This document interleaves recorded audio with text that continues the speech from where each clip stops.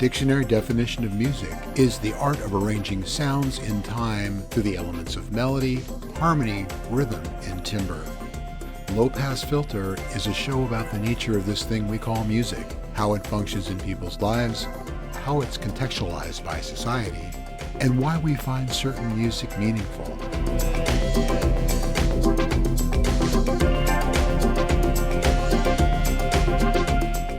This is Low Pass Filter.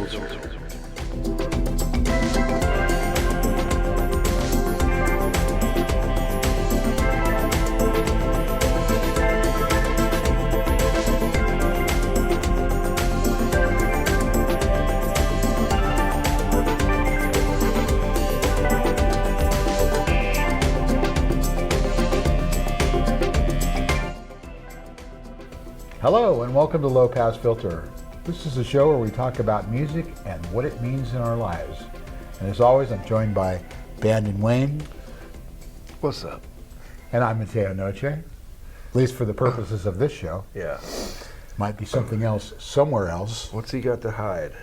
He's got a pseudonym. Yeah, plenty, really. And as we do every time we do this show, we pick a topic and we kind of dissect it and go through it. And I go through a little brain scramble, try to sort out my thoughts on the topic, and try to come to some coherency.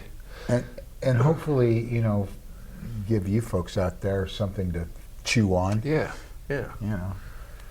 So today we're going to be chewing on music awards. The accolades, the notoriety, the little statue the industry recognition that you get to put up behind you when you're on, like Zoom or something, so people see it on your shelf. That's back important there. these days. Yeah. And there are numerous places that are handing out these awards, right? Indeed. But I think, we'll talk about a few of them, but I think the one that comes to everybody's mind, of course, is the Grammys.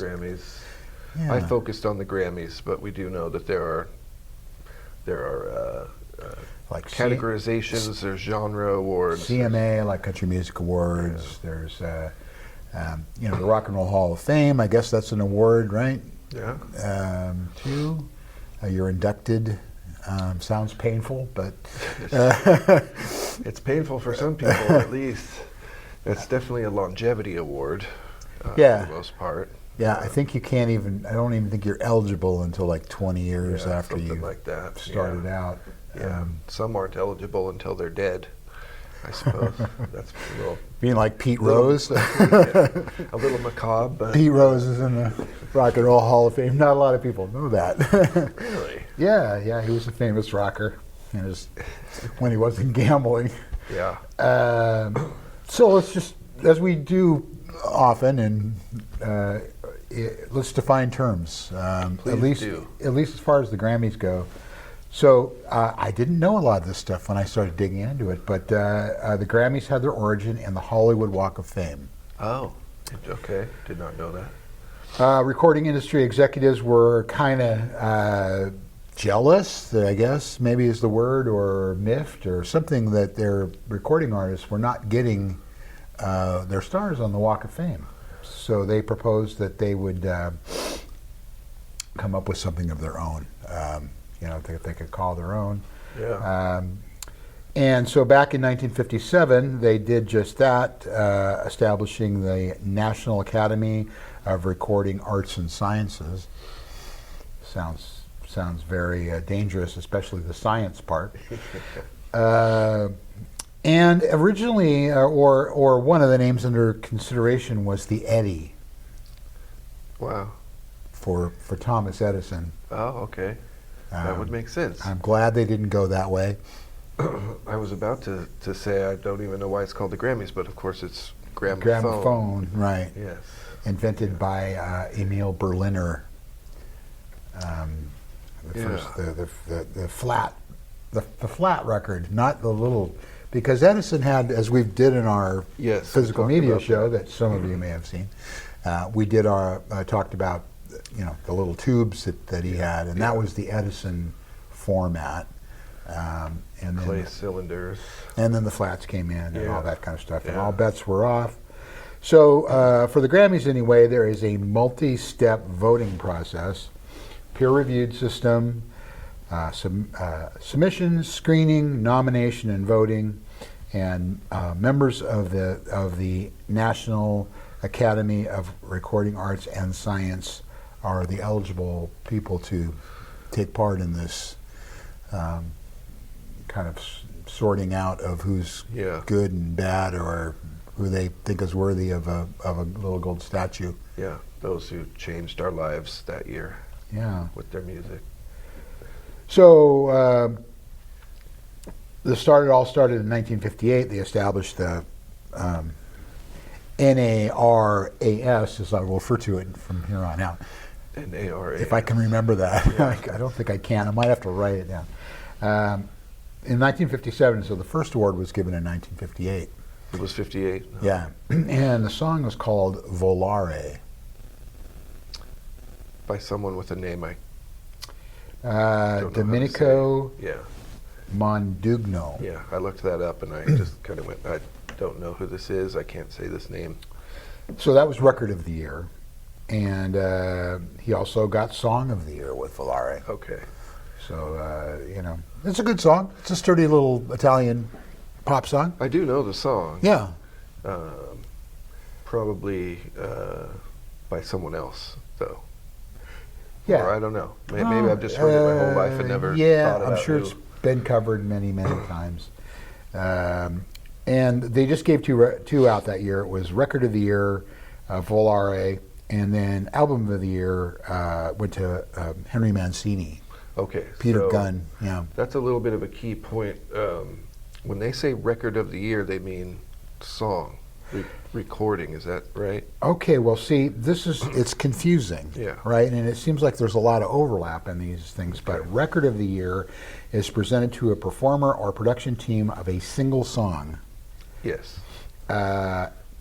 Song of the Year is presented to the songwriter of a single song. Then there's also Album of the Year, which, as you might imagine, is a collection of songs. Yeah. It's presented to performer, featured artist, songwriters, or production team of a full album, if other than the performer. Confusing. And then Best New Artist of the Year is, I think that's a fairly... Yeah. It goes all the way back to 1959. The first one was awarded to Bobby Darin. Mac the Knife? Yeah. So, I guess when I was looking up the list of all of the awards from the beginning until today, it was referred to as Record of the Year, but they were not the album. They were the individual song that won the award. That's right. So, yeah. Yeah. So below these many years, they've given out these awards to people. I like to call it millionaires handing each other statues, and good on them. Yeah, I don't know how elite you have to be a member of the Recording Arts and Sciences board. I did not look into the process of becoming a member. No, but we do feel, I guess, to some extent that it's a bit of an insider type of ceremonial kind of pat on the back amongst these people, right? It's not us, the listener, out in the world. It's not it's not popularity contest. It's not phone in and or text. And I actually worked for a member of the Academy. Yeah. This guy named Larry Dunlap. I may have mentioned this before, but he was in a band called Stark Naked and the Car Thieves. Very well-known band. Yeah, at least on the West Coast. Okay. It was a regional band, but it also featured Stuart Copeland. Oh wow! Who went on to be very famous in the Police. Wow. Okay. Yeah. So anyway, I had a whole another career as a recording engineer, and I worked for Larry, and so he got. I probably told this story before, so we may be editing this out, but when I worked there, I got a ticket to the Grammys. Oh, yeah. And I actually ended up using it as payola.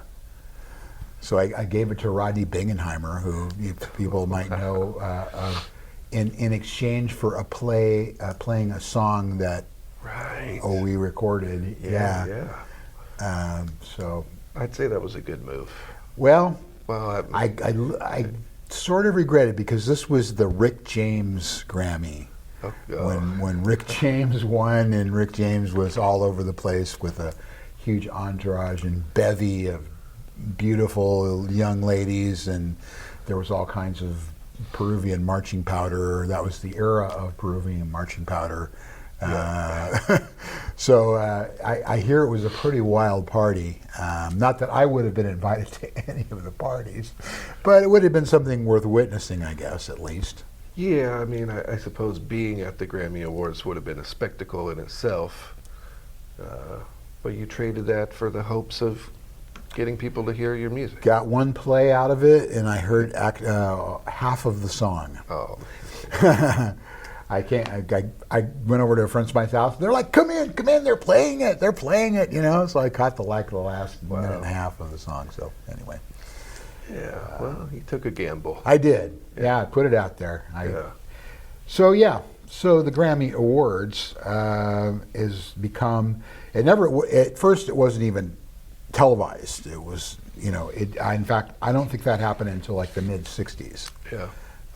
So it was much like the Academy Awards that were just a very private party, and there might have been some news cameras there or something like that, but that was not broadcast live initially anyway. That would have been radio. It would have gone out on the radio for the first, when it first got on, but it wasn't the big hoo-ha that it is today. Right. Where at some point in its history it became about getting as many people around the world to watch on television, sell ad revenue, or sell ad space, and be the a spectator event. Right. And speaking of selling, this is a vehicle for selling records. Some of the records that are nominated have already sold a lot of records, so they're definitely it is a sales tool. Heck yeah! I mean, if you're a Grammy nominated or award-winning artist, you would expect to then can't hurt, right? Yeah, you would expect to then sell more records next time around. Or can it? So that's one of my thoughts about this is that there's this whole street cred thing that seems to be valuable to people, and what happens to people who win these awards? Do they become less than credible and sellouts, if you will, or? Yeah, so some of that, I suppose, depends on the audience at large. But I think there's already, a division between, for the most part, there's a division between the group of artists being nominated from year to year and then the rest of the world of musicians and bands. Right. And I was thinking about this last night, that some of us as fans of music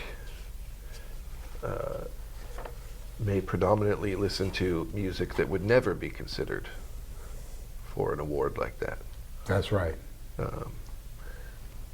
So what is the relevance of that acknowledgement to us that don't listen to music for that sort of right, aspect? when you start putting the word best in front of things, that of course, and we've talked about on the show many times, how, music is very subjective.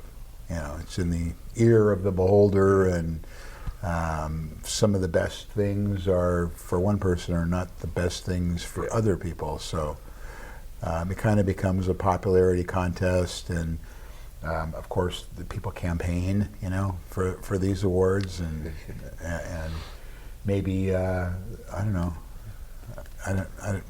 There have been, accusations of, corruption, shall we say, alleged corruption, interference by, record executives, either cajoling or threatening or, so what is the value of an award like that, I guess, would be my question. Other than maybe selling records, I guess. I don't know. I'm not sure I know. That's what we're here to discover. Yeah, I mean, of course, to someone who is an artist dreaming of that, dreaming that their career will lead to that, it's very high value. To fans of music who follow those kinds of artists, I guess. I mean, technically, it should be open to any musical artist to possibly be considered. It's not as if there's a specific type of artist necessarily, but the bigger the album sales, the bigger the popularity amongst society, for the most part, puts those people there. But then, of course, like we said, there's people on the inside that are, keeping score on that stuff, I guess. Well, there are people on the inside that may even be involved in the sales and marketing and production of the music that they're voting on. Yeah. So, well, it's like a little incestuous there, Yeah. There's a club that a lot of people aren't in. That's right. It's a big club, folks, and we're not in it. Yeah. So the value of it, I mean, I would be disingenuous to say that over my lifetime, at least since my consciousness of an awards ceremony like the Grammys, haven't had some feeling of investment in it, like, oh, I'd love to see this person win, or that was a great album, great song. Oh wow, so and so got nominated. I had some emotional investment at some point. That really dissipated over the years. If I ever had some sort of a regular inclination to watch the Grammys each season, I don't anymore, and hearing about it doesn't really pique much interest in me. That's a whole other level of conversation in terms of whether it's the content of the music or just the concept of the seasonal awards show thing. Just doesn't appeal to me.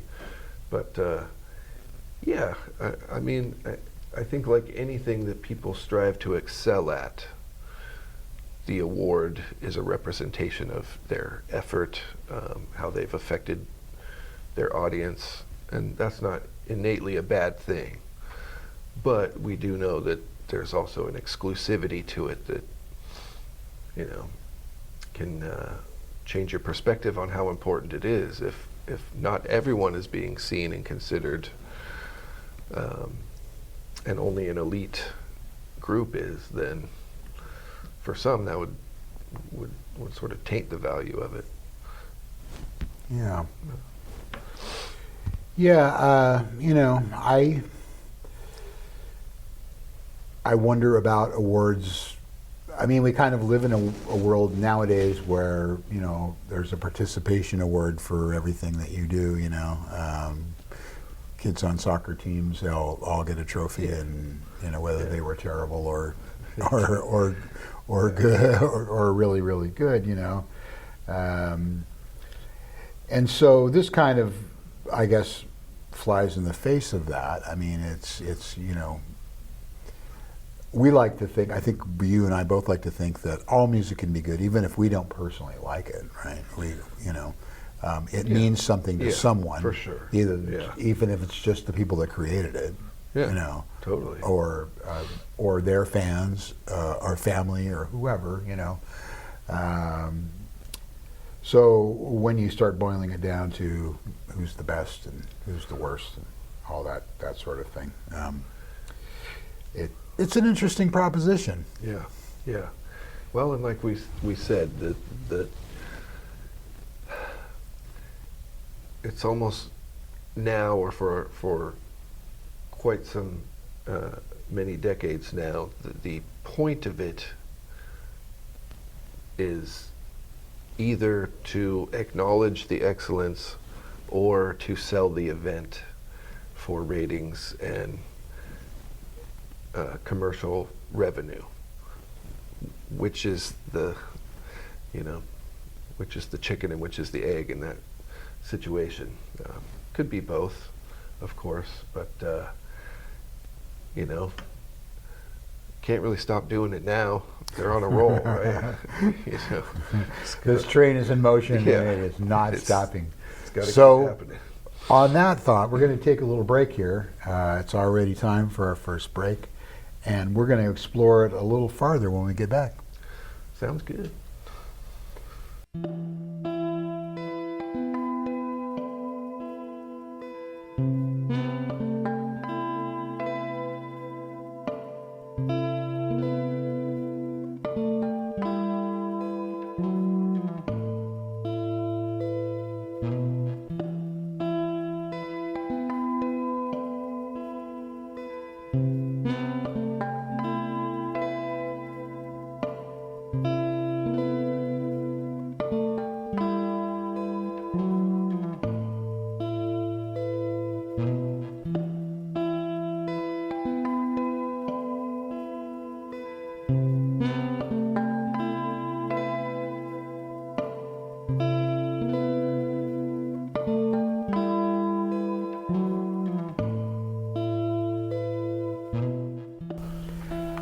Welcome back to Low Pass Filter. Bandon Wayne there. Mateo Noche right over here on this side. And we're talking awards, Grammys specifically. I think we'll talk about some other stuff. But before I go any further, I just wanted to mention our spared no expense set that we've got going here. And it's really magical because I can go like this, and it becomes a different set. And if I go like that, it changes back. Give it a try. Go ahead. Oh, it's a terrible finger snap there. Okay. Where are we? All right. I'm looking forward to find out the many locations we shall traverse. Or Okay. Well, you'll have to. I was assuming that we were actually sitting in the seats at the Grammys. That'd be a good assumption. I'm gonna look and see if I can make that possible. So let's talk a little bit of the kind of our list. I got your list late. I didn't get a chance to really peruse it. I saw a couple items on it, but I didn't really get to go deep into it. But I'll just throw out a couple, and then we'll just go back and forth like we usually do. So I kind of focused on the controversy of the Grammys, and the one that I came up, the first one I have is the Crest of the Knave. Yes. I made a note of that because that was significant to me at the time and a lot of other people. So Well, what happened, folks, is that Jethro Tull got the album of the year for a very middling album. I love Jethro Tull. I'm a big fan. They're fantastic, but Metallica lost to Jethro Tull back in 1987, and Justice for All, I think, was their record. It was. And everybody thought that they were going to win and that they deserved to win. And when Jethro Tull won, it kind of made a big stinkeroo. I think what happened there was it felt like a bit of a coup because it was the first year that they included heavy metal in as a category, although it wasn't strictly heavy metal. It was called the hard rock / heavy metal category, and Metallica was still a rising band, and Jethro Tull had been around for a lot longer. And I think people just expected that, hey, that there's a metal category now. Metallica's the greatest heavy metal band going. And So do you think maybe there was a little bit of, and this seems to happen in the Academy Awards sometimes, is like we should have given it to them a long time ago, back when they were making important, vital records, but we didn't, and here's our chance to kind of make up for that? I think that's a completely valid point. I'm sure that would happen to some extent.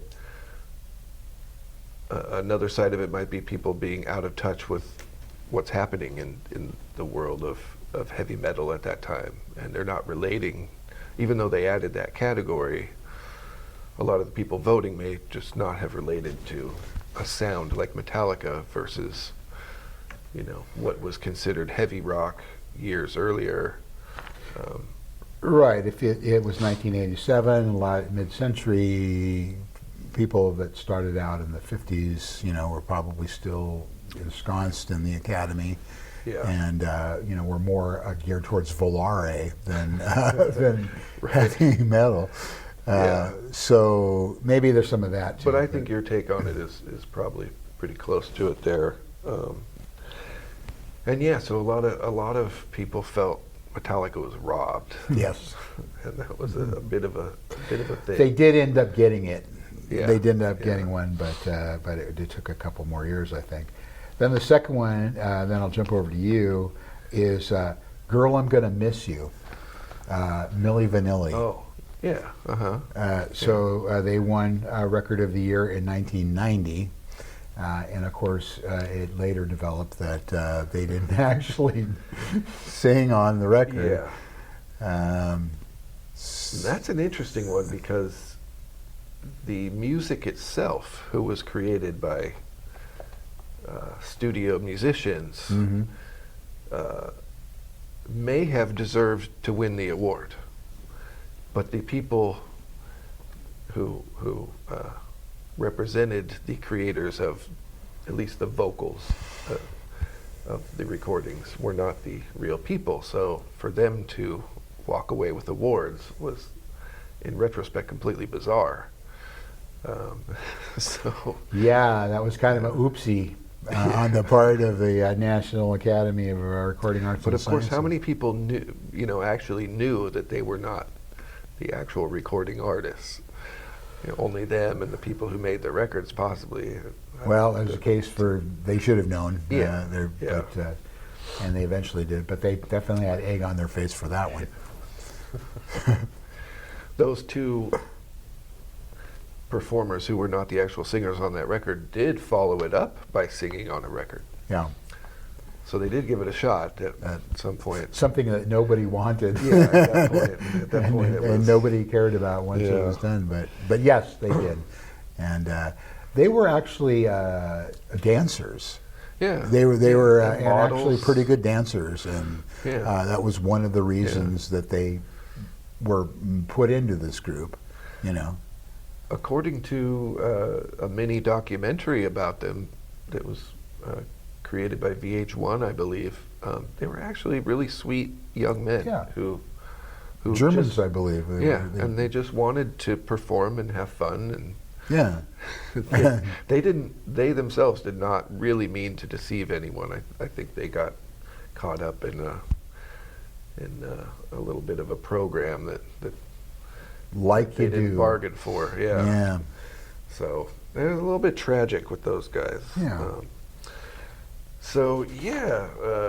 Where do I go with it? I was trying to find a lot more information that I could sort of analyze the winners versus non-winners and go, like, why did this artist win versus these artists? Or and overall, I think looking at that information, I was kind of like, well, for the most part, I don't really have any skin in the game. These songs versus this song, they're, if they got nominated into their respective categories, I think I find them all relatively the same for the most part. But one that kind of struck me, 2001, for album of the year, a band that I absolutely love. And this goes back to your point about Jethro Tull not being recognized early enough. Steely Dan's Two Against Nature, Yeah. which it's not a terrible album, and I love Steely Dan, but kind of a weird, creepy album in some ways, lyrically, and it's certainly not their best work of their career. Yeah. But two albums that I noted that it was up against was Midnight Vultures by Beck and Kid A by Radiohead, which I think at that time probably would have been better picks for an album of the year, Yeah. Artistically, creatively. So I thought that was kind of weird. I did have also the same Toll versus Metallica thing.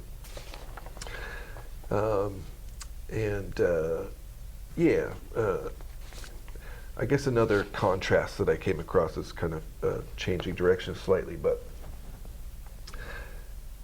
Michael Jackson in his time won 13 Grammys.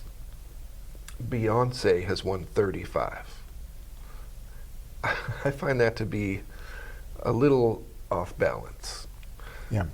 Different times, however, so that's something to acknowledge, but what do you think of that? Well, interestingly enough, I have Beyonce comes up a couple of times in my research here, and one of the ones was the where Beck won Song of the Year over Beyonce for "Hard as a Drum."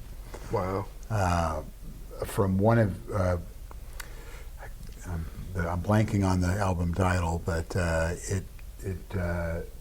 it was not one of Beck's best records. Was that like Morning Phase? Yeah, or Morning something? Phase. Yeah. That's it. I mean, I liked it. I appreciate him a lot. Yeah. I think he's really talented, and but then there was the controversy who was it Kanye or somebody popped up in the middle of his acceptance speech and Of his acceptance? yeah, and went on for a while about how Beyonce was robbed. Oh, that probably was Jay-Z. Oh, Jay-Z. Yeah, Okay, yeah, all right. yes. Kanye tried to squash Taylor Swift. Tay, yeah. I have her in here Yeah, too. so then Jay-Z thought he could get up there and do the same thing, Right. maybe, or whatever. Yeah. Yes. Yeah, I've seen the clip of that, and I don't know. There are reasons why I could understand those artists maybe feeling the need to cause a little scene. Maybe looking at the grand legacy of the award shows. But they're also up in their own stuff a bit, and they're not necessarily objective about, Well, I mean, I'm not taking anything away from Beyonce because she's fabulous, of course, but, it's just like, do you really need another statue? Do you really need that 35th Grammy Award? Yeah, I get that. I don't mean to. I mean, is it something to be upset about, I guess? I'm not taking any of this seriously enough to be upset personally. Right. And I don't mean to, completely dismiss Beyonce as an artist, and I have liked a few of her songs quite a bit. Yeah, she she's possesses awesome. a lot of talent. Yeah. Do I feel that it reaches the same level as an artist like Michael Jackson, musically and substantively? By and large, I don't, but that is my own subjective opinion. 35 Grammys, even though she has been around 25, 30 years, 35 Grammys feels a bit overly obsessive about her as an artist. Yeah. Yeah, kind of does. So there's something moving in the background there that we don't know anything about, but there you go. Her and Jay-Z are also worth probably more money than most musical artists. Oh yeah, They are billionaires. extremely wealthy. Yeah. So speaking of billionaires, the other one that caused a hoo-ha, if you will, was All Too Well, Taylor Swift. She lost to Bonnie Raitt. Oh my gosh. Yeah, and the Swifties just about lost their doo-doo over that. I did not even know about this. I had no idea Bonnie Raitt was nominated in the same era as Taylor Swift. Yeah, well, again, it feels a little bit like the Jethro Tull situation, where they should have given Bonnie Raitt one a long time ago, and then they and she never.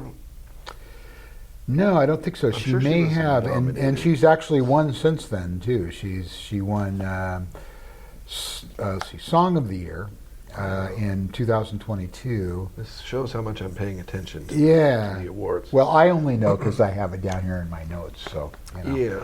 Yeah. But yeah, lost to Bonnie Raitt, and then people were upset. I mean, that's a generational thing. Yeah. And you've got people who, try not to disparage anyone, not all Taylor Swift fans, but a lot of Taylor Swift fans may likely not have any idea who Bonnie Raitt is. That's entirely possible. I don't yeah. mean to offend anybody. I'm sure there are some listeners who do. And yeah, Bonnie Raitt, should she have won against somebody else at a previous nomination? I don't know, but she has done a lot in her musical career, and Oh, yeah. Is an extremely talented musician. So, I mean, to me, that is just kind of generational, a sign of the times. Bonnie Raitt's also older and maybe not as relevant comparatively, so I could see how that would blow the minds of some people. And Taylor Swift right now has had that kind of provenance, so I don't know, but Taylor Swift can't play guitar like Bonnie Raitt, so No. that's my. Sorry, Tay. What else do you have? Well, I just had some loose ideas about this whole Okay. thing. So Lay 'em on us. Well, this isn't even a very comprehensive list, but I jotted down some artists who have never won Grammy Awards. Okay, that's good. Jimi Hendrix never won a Grammy Award. Right. ABBA. That may not be relevant to everyone, but I think in terms of pop music, ABBA is one of the greatest pop groups of all time. Yes. They never won. Bjork, who has had 16 nominations in her career but never won. Here's one that actually blew my mind. Diana Ross never That's won a right. Grammy Award. Yeah. Yeah. If anybody's going to win a Grammy Award, I would think It's Diana like, what the Ross. heck? Yeah. And Bob Marley and Queen, just some names that popped up to me as like, dang, some Diana Ross did win a Lifetime Achievement Award at some point, and that makes sense. Another thing I had was the song "Up, Up and Away" was an early by the Fifth Dimension was an early song to like sweep, like had 5 awards for that one song in its time. So yeah, it's. Well, another person who's, she may have won at some point or another, maybe not though, is Madonna. The record Like a Virgin, which sold 21 million copies and wasn't even nominated. I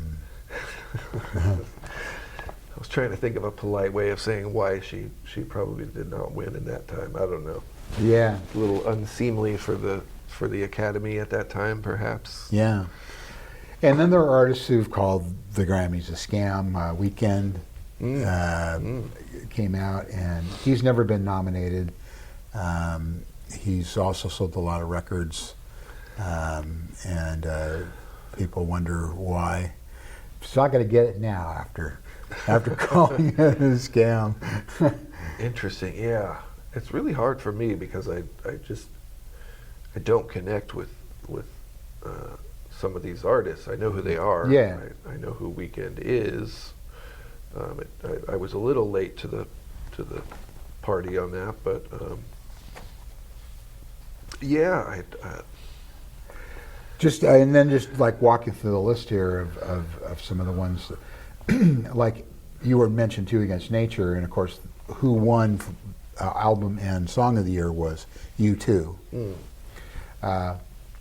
With a record that was, I mean, I like that song. That's probably the only really good song on that record as far as I'm concerned, but the rest of the record is like, well, yeah, okay. And then the following year, they won again for Record of the Year with Walk On, which I couldn't hum you any notes from that song. Yeah. So interesting. They've been in the mix a few times. Phil Collins, Another Day in Paradise, 1990, Record of the Year. Phil, is one of my favorite drummers. He's probably one of the best that ever picked up the sticks, but I don't know. I think he was sort of ubiquitous back in that time, and maybe they just felt like they had to, because you couldn't swing a dead cat without hitting Phil Collins. Yeah, I find Phil Collins at 1990 to be kind of on his way out at that point. But he owned the 80s. Yes, he did. For pop music, ubiquity, popular videos.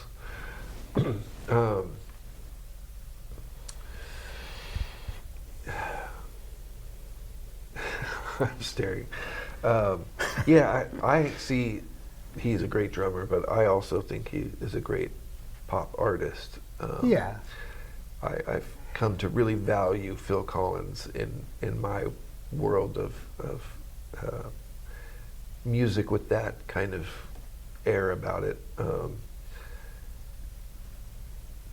I would pick a different song by him to maybe be award worthy. I don't recall loving that song as much as some of his other stuff, and maybe you're right that it was just kind of again another song that I would be hard pressed to hum the melody to. I wonder if he won an award for Against All Odds. Take a look at me now from Against All Odds, because that was kind of. I don't think he did. I think that might have been his only shot at a Grammy, because, as you mentioned, by 1990 he was sort of on the downside of his career. I mean, I'm not taking anything away from Phil Collins when he took over Genesis. I mean, we us prog heads were very mad at Peter Gabriel.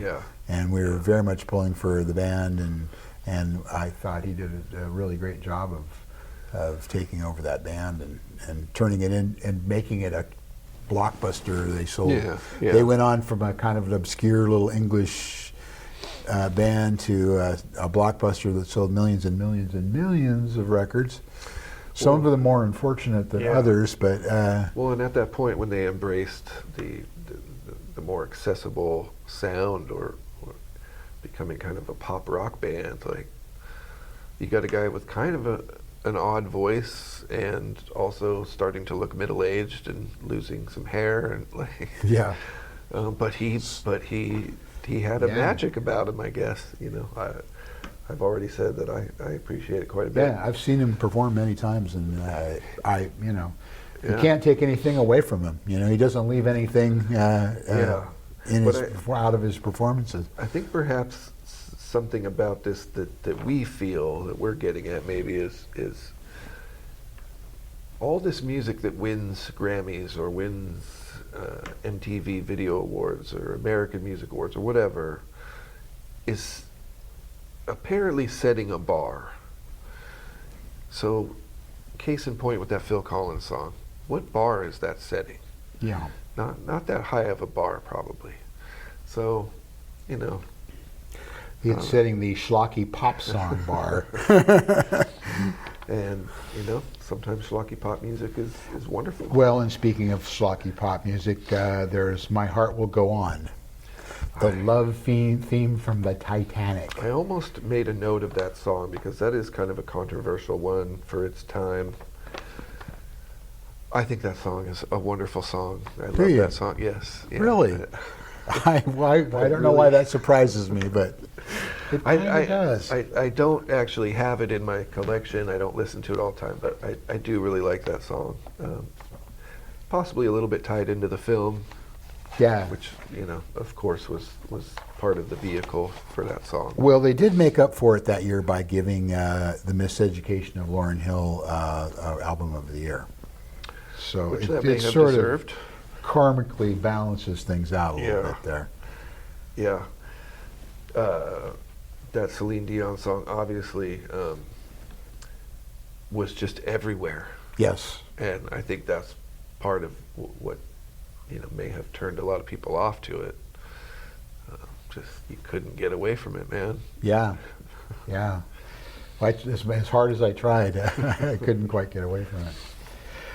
All right, well, we've run into our next break, and I'm gonna change the set one more time there, and maybe it'll be a different set when we come back. I hope so.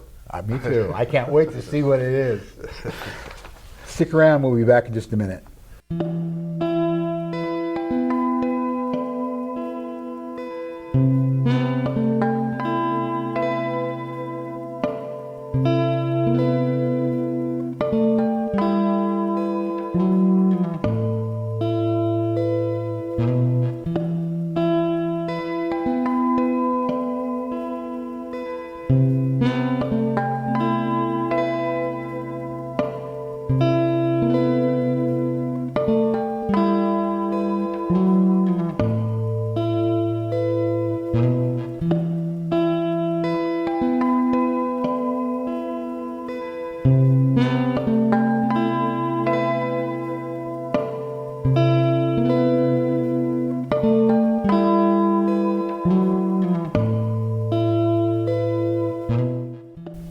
Welcome back to Low Pass Filter. Mateo Noche here, Bandon Wayne there. As always, oh my gosh, it's Godzilla. We pick a topic, we talk about it, we banty it about, we play badminton or pickleball with it, if you will. Go on tangents. Go on tangents, rant. We get off track. We don't rant. We're not too ranty, are we? No, I don't think so. No. We're just nerds. Okay, yeah. So, we just nerd out on stuff. Yeah. So we've been talking about awards. Who gets them? Do they deserve them? Do they mean anything? Are they just a bunch of industry? Are we being glib about awards? We would never be glib. So I moving away from the Grammys, I just wanted to jump over to the Rock and Roll Hall of Fame for a minute. Let's do that. Yeah. And talk about, I hate to be on the negative side of things, but to talk about people who have never been inducted to the Rock and Roll Hall of Fame. Chic has been nominated 11 times. Never got in. Nile Rodgers. So they've been nominated, yeah. but not everybody gets in each year. They can only pick one from each category or whatever. But you would have think once out of the 11 times that they were nominated. Yeah. Jake Isles Band, 5 times. Nothing. Zip. The Meters, Rufus, Joe Tex, all nominated they're all nominated 4 times. Not a thing there. Okay, first of all, Jake Isles Band is underrated. Yes, they are. Not enough awareness of how great of a band they were. They achieved some success once they started making some pop singles. So I could see how it might be hard for people to think they were good enough. The Meters. Yes. What the heck? One of the most important groups in the history of music. Yeah. Recorded music. We would not have a lot of other funky music without the Meters. Chic many great songs, but also really it's Nile Rodgers. It's the production value. Yeah. And he's actually in the hall as a Okay. producer. Okay. Well, that's good. He's worked with so many people, collaborated with so many people, but Well, so here, Chic was a force. let's run down a few other Okay. people that have been snubbed. Joy Division, New Order. Okay. You could see that though, kind of, right? Yeah, they're a little more cult A little more oriented. esoteric. B-52s. I mean, by now, Yeah. you know, Mariah Carey. for vocal performance, I don't see any reason why she wouldn't be. Sold a lot of records. Yeah. Smashing Pumpkins. I don't like the Smashing Pumpkins. So I Okay, have no there you comment go. on- Fair enough. Diana Ross is not in the Rock and Roll Hall of Fame. No Diana, Grammys. what the and heck? What not did? in the- Whose toe did you step on in an elevator I somewhere? mean, first of all, for the relevance of the Supremes in their time, and then Diana Ross was a superstar. Yep. She was on television. Yes. She brought out Michael Jackson to the world as a solo performer. And just a larger than life, beautiful performer. Yeah. So that doesn't make any sense. The aforementioned Phil Collins is not in there. Robbed. The Monkees. Not a real band. I disagree. We No, I- might have to have an argument no, about that. I would not argue that. The Monkees are brilliant, and I mean, meant they that. had two distinct phases of their career. Yes. One was where they had Nielsen and I only said and that because they were perceived. the Prefab Four, as Yes, they were known as. perceived to not be a real band. Yeah. And so, yeah, again, like Jay Giles' band, a completely underrated band. All right. The Smiths. I'd put them in the Hall of Fame. Weezer. No? Okay. Well, maybe there's some veracity to keeping them out of there. Garth Brooks. Wow. I mean, it would be weird if he was not in the Country Music Hall of Fame. Yeah. The Rock and Roll Music Hall of Fame, maybe I could see him not quite making it, but one of the biggest selling recording artists of all time and touring artists. And Yeah. he became one of the wealthiest artists of all time as well. Looking back on Garth Brooks, it's like, you know, I didn't appreciate it at the time, but now it's kind of like, yeah, I mean, he did his thing. People loved him, Yeah. and he still sells. He does. And what was his alter ego? He had an alter He ego. tried to. Yeah. Yeah, oh God. He tried to, but I don't even. Was never completely Yeah. clear on what he was going for with that. If That was close to career suicide. I don't Yeah. know why he tried to do that, but he all of a sudden he's David Bowie, right? yeah, He's- totally. you know. He's an artist, man. Yeah. Okay. Well, you know, it was an experiment, a science experiment, and it apparently failed. Then I'm just going to jumpily brief over to the Country Music Awards. So Miranda Lambert, never nominated. I don't know where she's at this moment, but she had her time. She's got a new record out, and it's okay. supposed to be really good. Maybe this is her year. I don't know, Yeah. but seemingly deserving of at least a nomination. You know? Yeah, I would think so. And then there's the aforementioned Beyonce, who was snubbed for Cowboy Carter. You know, again, does she really need another gold statue? Are you talking about the Country Music Awards? Yeah, So Country she Music did not Award, win yeah. there, but she won a Country Music Award in the Grammys. Yeah, she won a record of the year, I think, or But I the think- song of the year or something in the Grammys. Yeah. Hey, let me consult my notes. Oh yeah, so she won album of the year in 2024 for Cowboy Carter. Okay, but not the Grammy But country category. no. Okay. So people will want to make something out of that. They want to say, Yeah. you know, that there's some racism going on, or something like that. But interesting, Lil Nas X and Billy Ray Cyrus won a CMA award in the collaboration category. So the first gay man to ever be nominated for a CMA award, and first openly LGBTQ person to win. So, well, that's progress. That is progress. That's good. Yeah, I mean, ultimately it should be about the music and nothing else. Yeah. But yeah, no one should be excluded for any.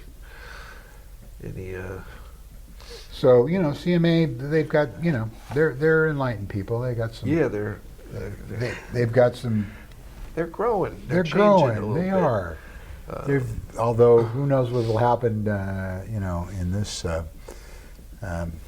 current environment, they might slip back a little bit. But maybe not. I don't know. I get the inference there, but yeah.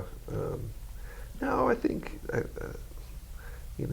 think more and more people are able to share in these kind of arenas of culture today. Country music is not exclusive to X people. It's Yeah. and it's grown in popularity, and really the mainstream country music is very pop. Oh yeah. So Yeah, it's basically rock and roll with a pedal steel guitar thrown in there. yeah, a little bit. Yeah. little twang on the voice. Yeah. Somebody they're wearing cowboy Southern- hats, Southern but they're accent. Yeah, that's cool. So one thing I was going to say back to the Rock and Roll Hall of Fame. yeah. I think kind of something we're implying in a way is that those who have not made it into the Hall of Fame, or that list, is almost more significant than those who have made it in.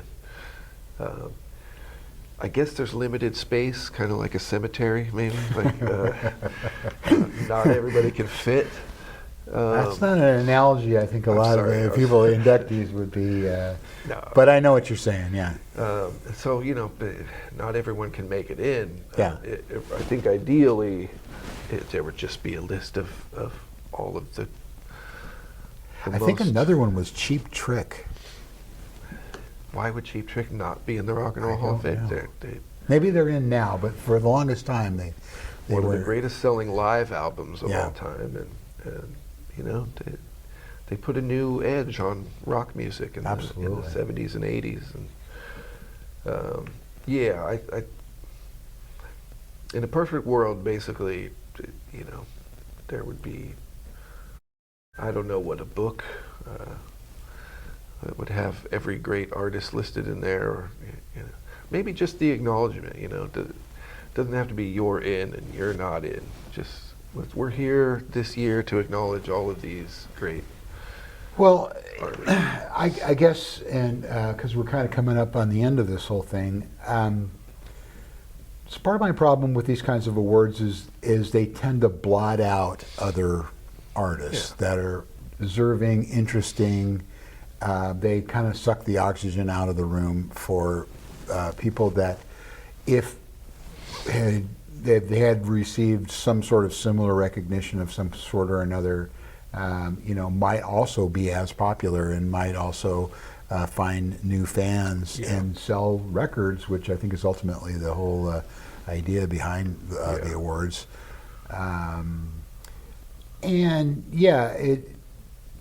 I think there's also something to be said about the non-transparent nature of the selection and voting, and like I alluded to in the beginning, or I didn't allude to it, I just said it right out. Who is voting on their own things, and the campaigns that go on, and pressure put on people to vote a certain way. So to me, it's like it kind of lessens the value of these things, because it's a popularity contest, and it's like the head cheerleader and the captain of the football team get awards, and then When you also kind of get a sense of the elitism, the echelon of society that these winning artists exist in, when you watch these award ceremonies, they're wearing expensive clothes and jewelry. They appear to kind of all know each other in this echelon. Clubby thing, yeah. Although I would say that's probably not quite the same as the Academy Awards for movies and actors and directors and stuff. I mean, that's like, you watch that and that is a club of people.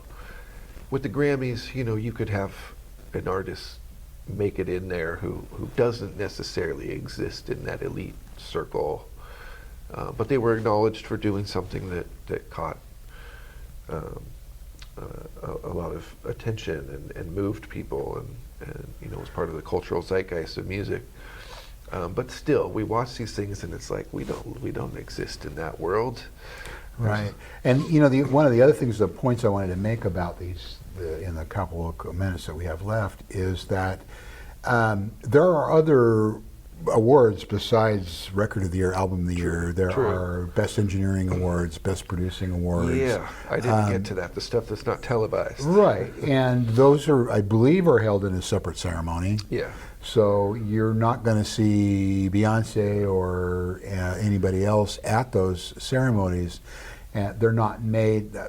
They used to be made to sit through the awards for the technical awards and the people who are making them sound good, right? Yeah. And who producer of the year. Maybe those are in the mainstream awards. I don't know, but there are a lot of people that. There's a lot that goes into having made a few records of my own and been involved in other people's records.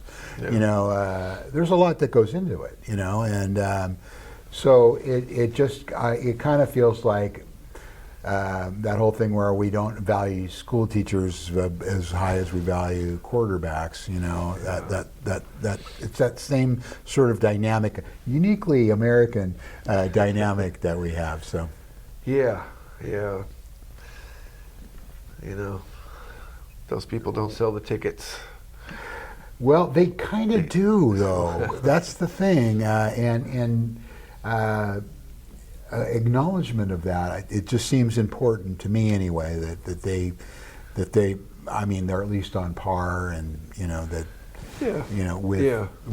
Because without them, I mean, I can guarantee you that a lot of the people that have won these awards wouldn't know the first thing about going into the studio and making a record and making it, coming out and having it be a million seller. Sure. You've got that technical side of it, but there's also musical genre categories that don't get the attention either. Yep. World classical music, world music. Absolutely. They're not being given the same airtime. It is what it is. But yeah, so I don't know if we ever solve these. We never do solve problems. We never solve anything, but we do. And that's fine, because I don't think it's about that necessarily. No. But award shows, what do our viewers think about? That's right. This? Yeah, you can leave your thoughts in the comments below, and tell us what you think of awards. Who was robbed? Who you thought was deserving of do you even care about awards? Do you care? As a fan of music? Right. Do you listen to music? Maybe you have your own award, and you'd like to give us one. I know I haven't gotten one in a long time. I haven't either. It's probably grade school if I've ever gotten one. And even then, I didn't know. I never got one in grade school. I don't know. And I missed the whole participation award era too. So yeah. Maybe that's why we're so bitter. We're just working through some issues here, but yeah, it's always fun to chop it up. Always fun. Well, we're just about out of time, and in fact, we are out of time. But it has been a stone gas to be with you, in the words of Don Cornelius. And thanks for everybody who's out there watching and listening. Those people who are watching get to see this. Yeah. The people on the radio, you missed it. So you'll just have to go to YouTube and find this so you can see our wonderful technical prowess. But just like baseball, you can imagine the game as you're listening That's to it right. on the radio. Yeah. And we need somebody in Soto voice giving a description of the backgrounds. There you go. Yeah. All right. Well, that's all we have time for. We'll see you again next time on Low Pass Filter.